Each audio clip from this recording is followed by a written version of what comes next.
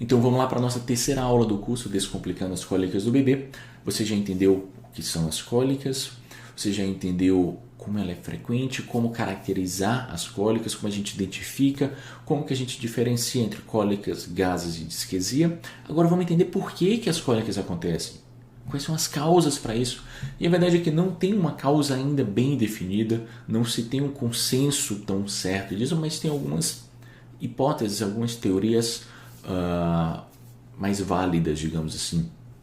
Primeira, acredita-se que pela mudança do ambiente intrauterino para o ambiente externo já é uma mudança importante, relevante para o bebê, e aí ele passa a chorar mais por causa disso. No útero é aquele ambiente escurinho, apertadinho, quentinho, escuro, como eu já falei, que tem ruídos, sim, mas são ruídos que costumam ser constantes. Os ruídos do intestino, o ruído do batimento cardíaco da mãe, o som da circulação da placenta. Então são ruídos constantes, certo? O próprio líquido amniótico. Quando o bebê nasce, ele vai para um ambiente mais frio do que o ambiente intrauterino. Ele não está tão apertadinho, ele está largado, tem muitas luzes. Os ruídos são completamente aleatórios, não é aquele ruído tão previsívelzinho como era dentro do útero. Então é normal o bebê estranhar, principalmente nos primeiros meses. Então essa é uma das teorias da esterogestação, inclusive. Também pode estar relacionado com as cólicas, com esse choro inconsolável das cólicas. Segunda teoria é da própria imaturidade neurológica do bebê, certo?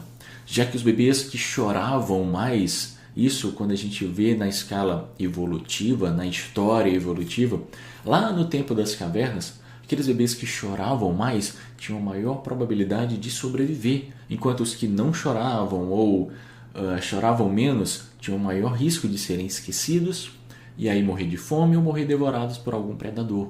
Tá? Então acredita-se, existe essa teoria de que esse choro dessas primeiras semanas, primeiros meses de vida é ainda devido a essa escala evolutiva. Então bebês choram para poder sobreviver. E uma das teorias mais aceitas é da imaturidade gastrointestinal. Nessa imaturidade gastrointestinal existem algumas características importantes que a gente entenda, até mesmo para poder entender e compreender sobre o tratamento.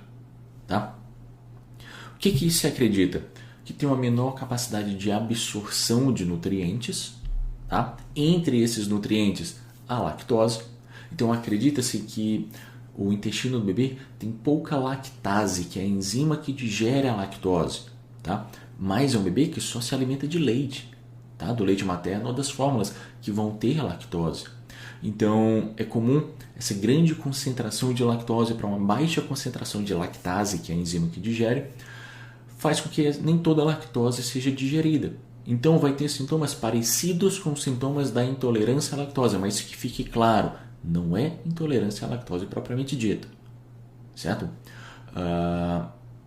Mas os sintomas são parecidos. Quando a lactose não é bem digerida, quando há pouca lactase, essa lactose acaba se desenvolvendo, acaba gerando dor, um quadro inflamatório e também gases.